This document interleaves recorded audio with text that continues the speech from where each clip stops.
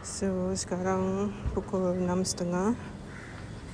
Saya nak keluar ambil angin sebab I nak take a short walk around my residential area.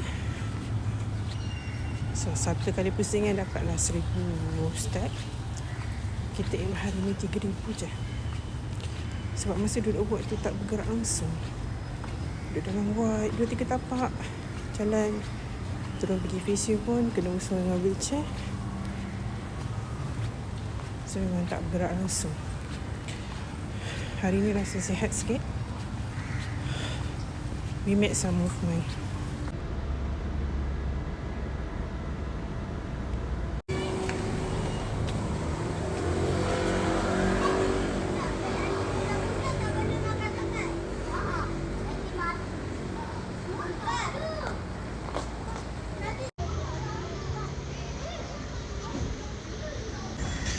Dah maghrib, dah bunyi loceng sembahyang tu.